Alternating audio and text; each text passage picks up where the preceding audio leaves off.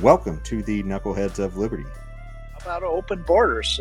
I guess borders in general. So, what's the libertarian take on borders that nations have set up around them? Invisible lines on a map. Personally, I think that we should make borders as open as possible.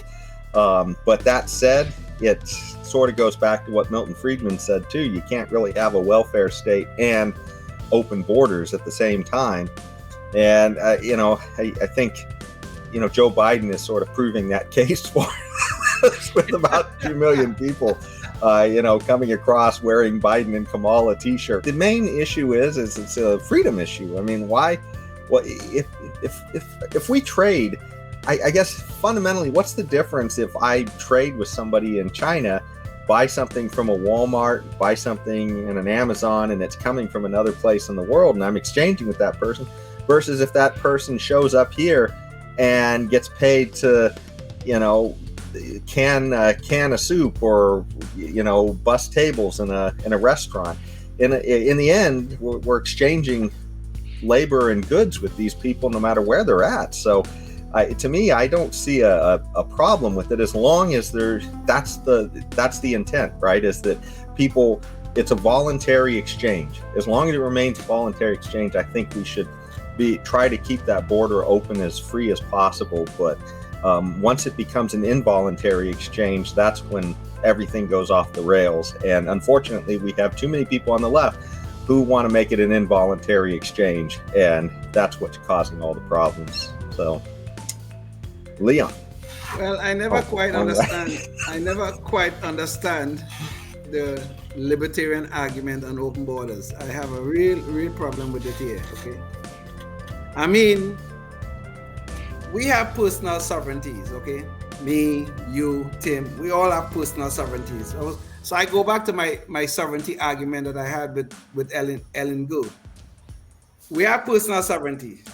Now, nobody could invade my sovereignty, your sovereignty, Tim or Jason, without some kind of permission, okay?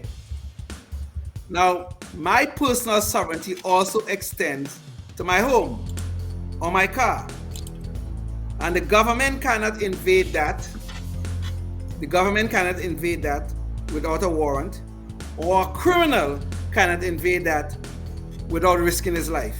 As a matter of fact, I think under the rules of self-defense, I have the right to kill him if he tried to invade my personal sovereignty.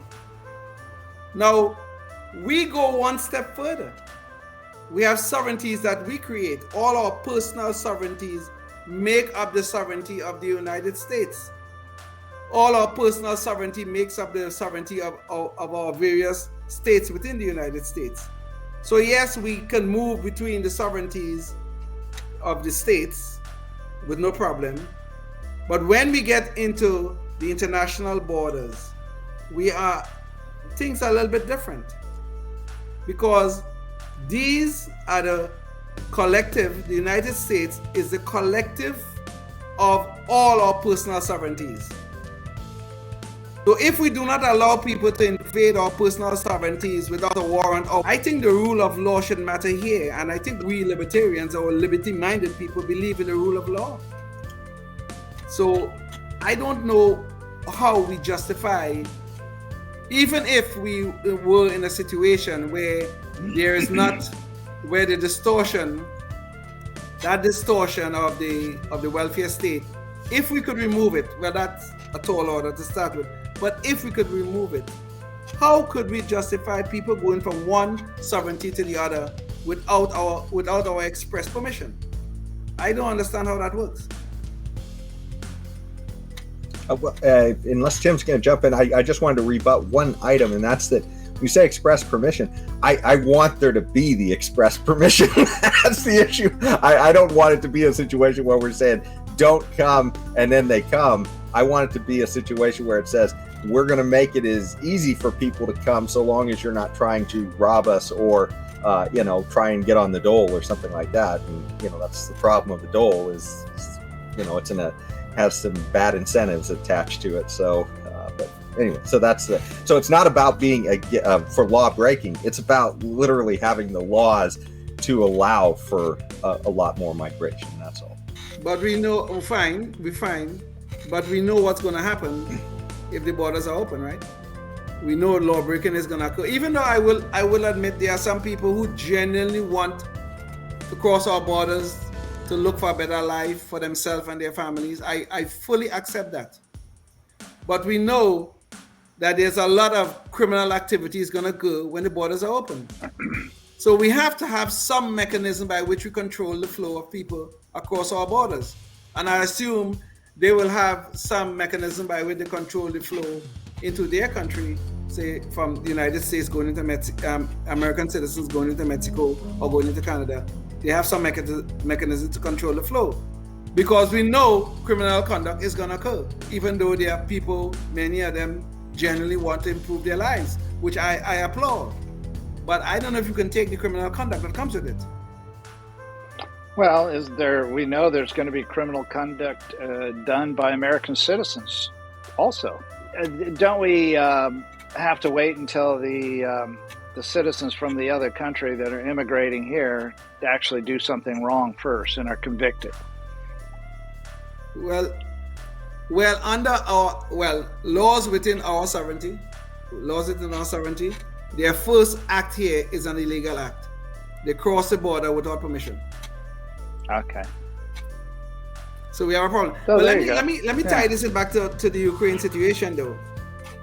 If for instance, okay, good example. There are two breakaway regions in Ukraine that are highly supportive of Russia.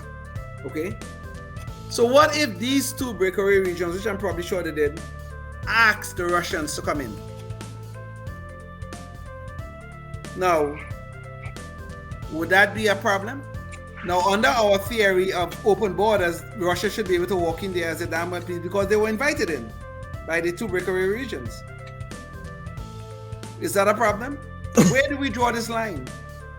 The only difference between Russia walking across the Ukrainian border and what is happening on our southern borders, the only difference, you know what it is that the Russians have guns. They have lots of it. So you're saying they don't. So you're saying that these areas of Ukraine are Russian sanctuary zones? Yes. Yes, the Donbass region and I can't remember the second region. Yes, they are sanctuary cities or sanctuary, I guess, states. I don't know if they call them states there, but they are sanctuary something for Russians. Yes. Yeah. I'm saying don't let the federal government ask about the intentions of these 100,000 guys with guns coming. Yeah.